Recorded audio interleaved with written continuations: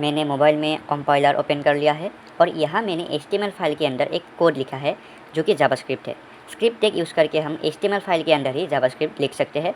तो चलिए कोड को समझते हैं। तो पहली बात यह है, ये कोड मेरे लिए नया है। यहाँ एक फॉर लूप है। तो सर्च करते हैं, गूगल जी बताइए ये लूप क्या होता है। Loops are used in JavaScript to perform repeated task based on a condition.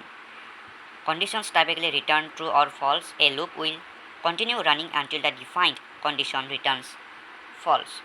इसका मतलब यहाँ पे फॉर लूप के ब्रैकेट के अंदर एक कंडीशन है और जब तक ये फॉल्स नहीं होता, मतलब i इज़ लेस देन 4 नहीं होता, तब तक ये कोड चलता रहेगा।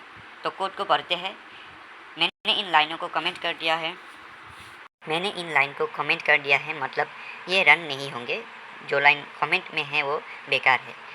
तो हमने जाना x प्लस इक्वल टू 2 का मतलब x प्लस 2 होता है, इसलिए 2 प्लस 2 हमें 4 रिजल्ट मिला।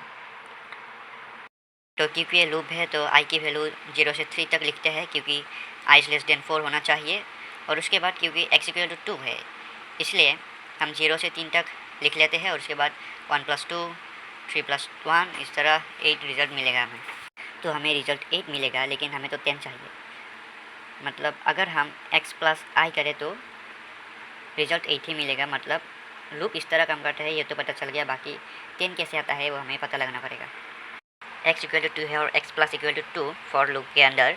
तो इसे अगर हम समझने की कोशिश करें तो 0 से 3 तक लूप होगा और 2 को हम प्लस करते जाएंगे। तो 2 प्लस 2 हो प्लस 0, 4 होगा।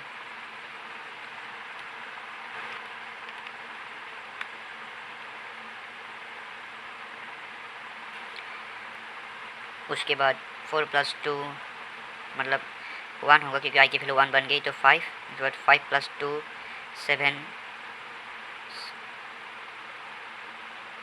और 7 प्लस 3 हमारा आंसर मिल गया, इट इज़ 10। 2 प्लस i करें तो क्या होगा, x plus equal to 2 plus i, मतलब i को हम डिक्लेयर करेंगे तो इस तरह होगा कि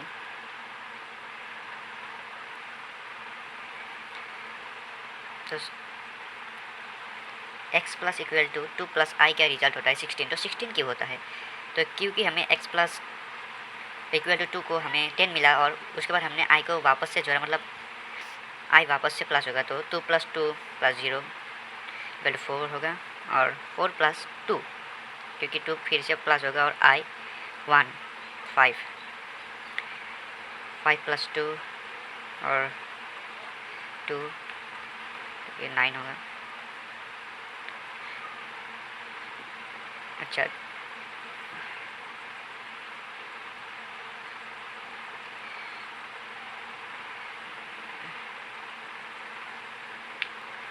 तो दोस्तों x प्लस इक्वल टू 2 में क्या होता है, 2 एक बार ही प्लस हुआ था, बाकी i की वैल्यू बढ़ गई और ऐसे प्लस होते गए। लेकिन 2 प्लस i के केस में 2 बार बार प्लस होता रहा जब तक कि i की वैल्यू मतलब 4 से लेस देन 4 नहीं हो गई।